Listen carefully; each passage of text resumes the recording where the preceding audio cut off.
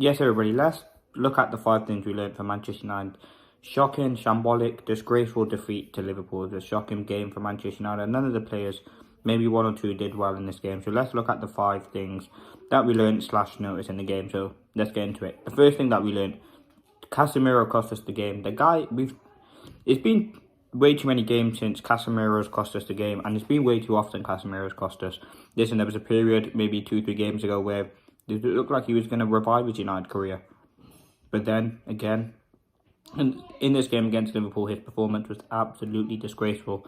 The whole 90 minutes that he played, the whole 45, that he played was disgraceful. And you look at him getting replaced by a 20-year-old, leaving the ground at reportedly half-time.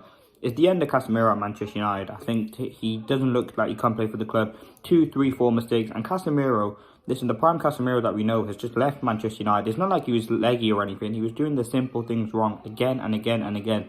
And ultimately, you can't allow that to happen. If you want to compete at the top, your number 6 should be one of the most important players and one of the best controls in the game. And ultimately, Casemiro doesn't have that. He's honestly shocking. He can't pass anymore. He can't dribble. Sloppy in possession, and ultimately cost us this game. I think if we look at him getting replaced by a 20-year-old is a huge criticism and a huge reason why we lost this game today. 2 errors, getting shrugged off the ball, weak in the tackle, and ultimately, listen, Casemiro has to get talked about whether he should leave. Now, I'm hoping Manuel Ugarte is that solution, so he can just slot into that Manchester United team against Southampton after the international break and do something really, really important for us. But listen, let's see what happens. But Casemiro, as the number 6, he should be one of the players that we look forward and look to see. But he can't do it anymore. And huge credit to Collier for coming on to replace him, to be honest with you. I think he was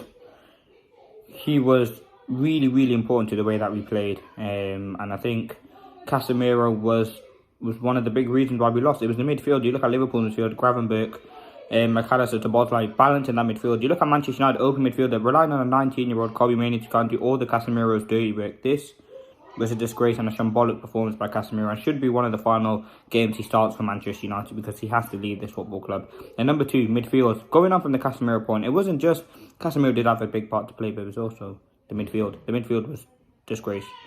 Open, gaps. Erik ten Hag, it does come down to a structural thing. It's not only just Casemiro. Mainoo looks leggy. It's the whole midfield balance. Bruno, I don't think, is really helping the midfield. And we do look really, really important at midfield.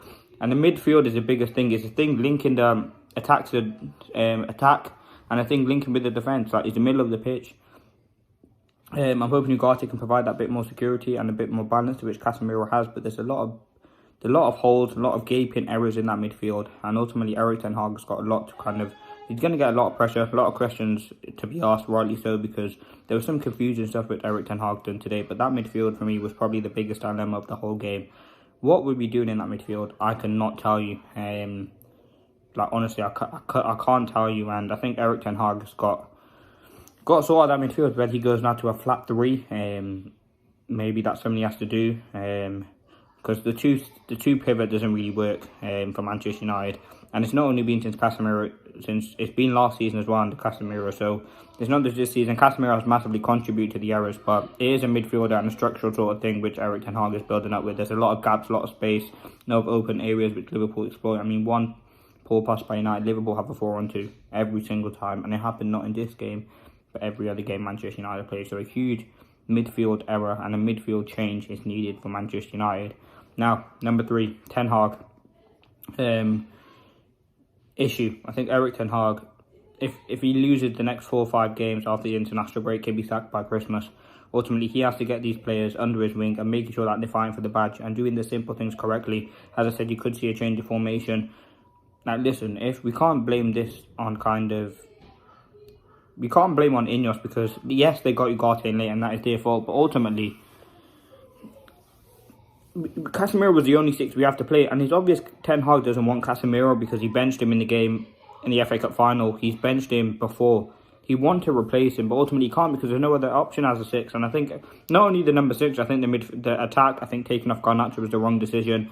I think yes, Rashford putting those 2 good crosses, but that's not enough for me in that game.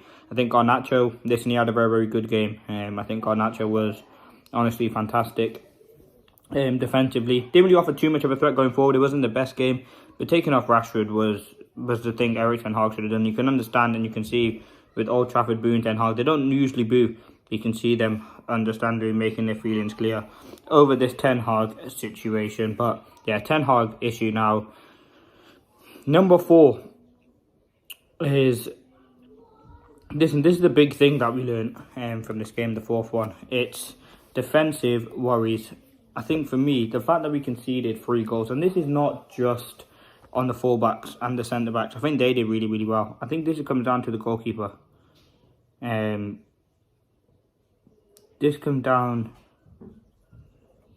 to the goalkeeper because the goalkeeper has a big part to play. And I think Onana didn't really help. I think he could have done better on the goals. I think he could have done better defensively.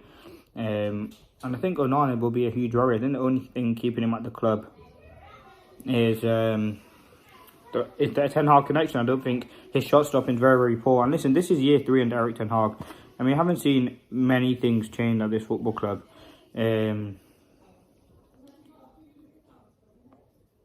So, yeah, let's honestly see what happens. But the fourth thing that we learn is that Erik ten Hag... that is the fourth thing that we learned. Now, the fifth and final thing... Same old problems at United. We've seen these problems before, and that's what we learned. United have not changed since last season. Yes, we've had all the positives from that Fulham game, but everything that's happened since that Fulham game has changed. That's the big thing that we learned realistically. Same old issues for Manchester United. And there's 6, 7, 8, 9, 10 things I can do, but I'll keep it short with 5.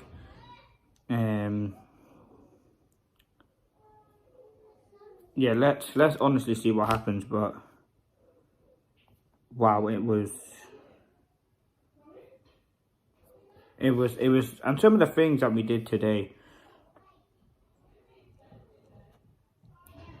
was shocking. Same old problem for United. Rashford dilemma. Erik ten Hag has got to really get this squad under his wing in the last final game. After the international break. Sorry, this last couple of minutes being over the place. But listen, let's see what happens. These have been the 5 things that we learned. Stay tuned to some videos. We'll be talking about Rashford. I'll do a video on Rashford, I'll do a video on Casemiro, I'll do a video on Ten Hag as well. So please do leave a like if you enjoyed, comment, subscribe if you are new. Thanks for watching and staying tuned. If you are to the end, you're an absolute legend. But yeah, wow, Casemiro cost us this game. Ten Hag really messed up, man. Yeah, let's honestly see what happens, but thank you for watching.